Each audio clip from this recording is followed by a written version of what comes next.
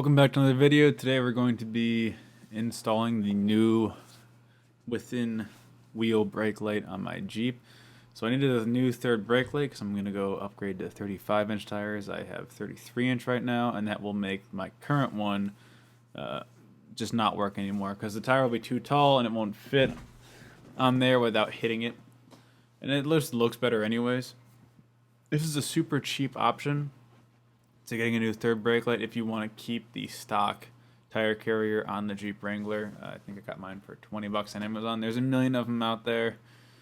So first thing I'm going to do is cut the cable off of the current third brake light. I'm going to leave the plastic housing in there for now because I'm not upgrading quite yet.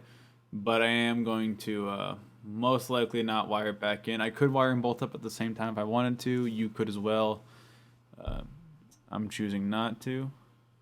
I'm going to go ahead and strip off a couple inches of the wires. These are the Vice Grip wire strippers. I'm not sponsored by them, but these are the best wire strippers I have personally ever owned. I love this style and I love this particular model and brand. I think I got them at Lowe's. I don't know.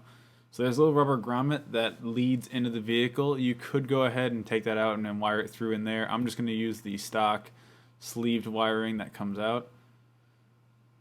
So your white is going to be your hot and your black is going to be your negative or neutral. So black to black and then red to white in my case. It's typically going to be black to black, but sometimes it'll be white, sometimes it'll be red for your positive. It all depends on your vehicle and or which one of these things you end up getting. I've seen a couple of vehicles with these. I think my friend's got an old Toyota 4Runner that has one, because he put a tire carrier on it. So, I mean, there's a lot. This is going to pretty much the same thing that applies. Just really basic, easy mod that anyone can do to their vehicle if they have a tire on the back. I mean, honestly, the same is going to apply for any third brake light. Most of them are just positive and negative to a light, unless you have a very complicated one. All right, so now that I got the wires all twisted up, I'm going to go use a pair of vice grips just to hold them in place, or not, whatever generic brand vice grips I have here. I think I got them at... they came from Harbor Freight. I'm not 100% sure. It doesn't matter. You could use anything. You could use alligator clips, soldering stand, another person, just anything to hold them in place while you're trying to solder it. You don't want to do this with your hand because you're going to want both hands for soldering, one for feeding the wire and then another for holding the iron itself. So I have a Ryobi 18-volt soldering iron that also you could plug in. I love this soldering iron. So I could use it on the trail if I want to, or I could plug it in at home if I need a soldering station. So you just slide the tip over. I'm going to go with a flat tip because it holds more heat because it is a little bit on the colder side out here today. It's about 50 degrees, so I'm going to want the extra heat because my garage is not heated. Grab the battery here.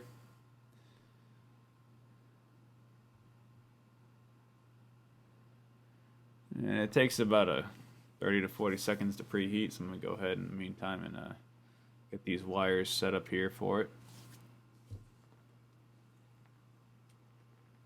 A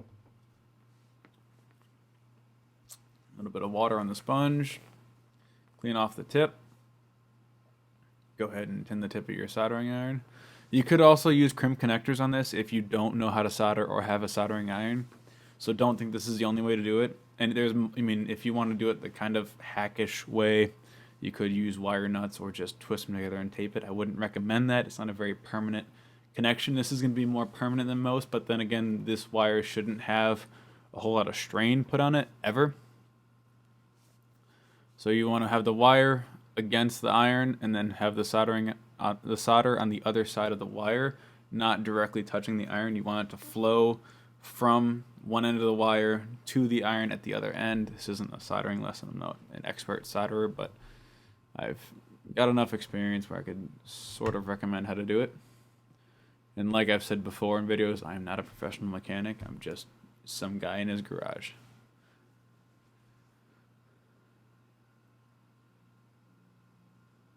And you don't want to crimp these too hard with the vice grips or you will end up damaging the wire. So there's one done.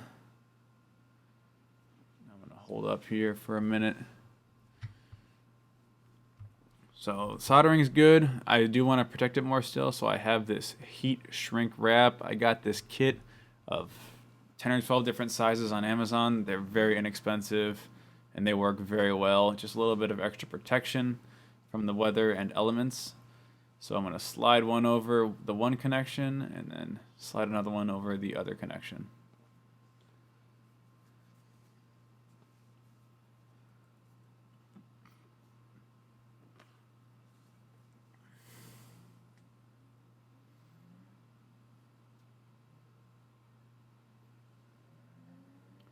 I'm gonna go grab my heat gun. You could also use a hair dryer on the hottest setting as long as it's not too cold outside, but the heat gun's obviously going to work better.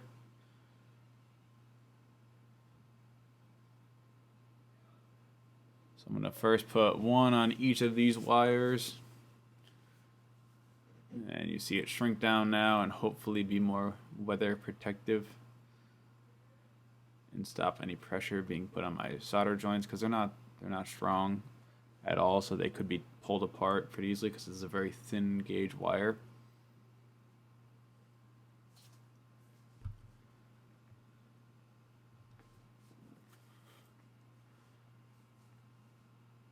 Okay, now that I've got those two finished up,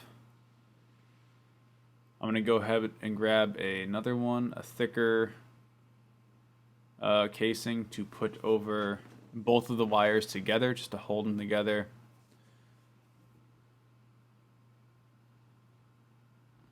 I really don't want to have to come back and fix this if my wires get pulled apart, so I'm just going to go a little bit overboard on the heat shrink tubing because I have so much of it. So I'm going to turn those two over and then put this on to hold those two down so that now that I've turned over the ends, water shouldn't be able to very easily get in there and cause any sort of corrosion on the copper. Yeah, let's just shrink that down now. You don't want to hold it in a small spot for too long, or else you're going to get burn marks on your tubing. You just kind of want to wave it back and forth. Not too high of heat. I have it on a low heat setting right now, but a high fan speed. Honestly, somebody with a pair of needle nose pliers could do this entire job if you just use if they use the crimping style connector. This is what it looks like without the tire on. I think it looks fantastic. And then that's what it looks like with the tire on. I think it's a great and easy mod. If you have any questions about it, please leave them down below. Thanks for watching.